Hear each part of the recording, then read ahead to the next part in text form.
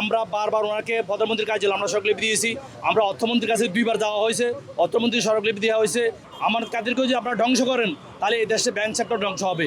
ওনার বাসভবন আমরা গেছি, যাওয়ার পর ওনাদেরকে আমরা একটা স্মারকলিপি দিয়েছি। দেওয়ার পর উনি নির্বাচনী ইস্তেহার আমাদেরকে বলছে নির্বাচনের পরে যে সম্মিলিত 5টা ব্যাংক, দুর্বল ব্যাংক, এটার প্রতি উনি দেখবেন। নির্বাচনী ইস্তেহার উনি দিয়েছিল, কিন্তু নির্বাচনে আসার পরে আজকে 2 মাস হয়ে গেছে, উনি আমাদের প্রতি কোনো কথা বলতেছে না। আমরা বারবার ওনাকে প্রধানমন্ত্রীর কাছে আমরা স্মারকলিপি দিয়েছি।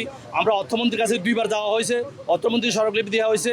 আমরা গভর্নরের আপনার বাংলাদেশ ব্যাংকের সামনে বারবার আন্দোলন ডাকছি, বারবার স্মারকলিপি দেওয়া হয়েছে। আমরা এই দেশের কোনো লোক নাহিদ ইসলামের কাছে আমরা গেছি, আমার কোনো জামাতে ইসলামের আমাদের জামাতে ইসলাম ওখানে গেছি, অর্থমন্ত্রী গেছি, অর্থ সচিবের কাছে গেছি, আমরা কোথাও বাদ রাখি নেই।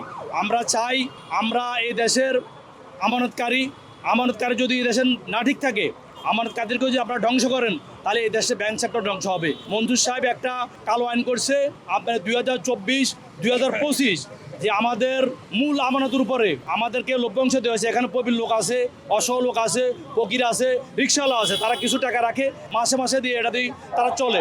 সেই টাকা তারা জীবিকার তাকে জীবিকা ব্যয় করে ফেলাইছে। এখন আমাদের মূল আমানত থেকে কর্তন করা হবে এই আমানত। আমরা চাই হেয়ার কার্ড বাতিল। আর মঞ্জুর সাহেব সাবেক গভর্নর যে আইন করেছে 3 মাস পর 1 লাখ টাকা দেওয়ার কথা, সে 1 লাখ টাকা পার সিকিউরিটি ব্যাংক ওনাকে আমাদেরকে দিচ্ছে না। তারপর আমাদের সেভিংসে যে টাকা আছে সেই টাকা আমরা বের করবো, আমরা উঠাবো, সেটা আমাদেরকে দিচ্ছে না। যে কিডনি রোগী, ক্যান্সার রোগীর জন্য সরকার যে 10 লাখ টাকা বাজেট করছে আমাদের জন্য দেওয়ার কথা, সেই টাকা আমরা পাচ্ছি না। জায়গায় জায়গায় আমাদেরকে পেরেশানি, বিভিন্ন বিভিন্ন আপনার আইনের বেড়াজালে আমাদেরকে আটকে রেখেছে। আমাদের কষ্টর টাকা আমরা আজকে ব্যাংকে রাখি, অসহায় আমরা রাস্তায় ঘুরতেছি।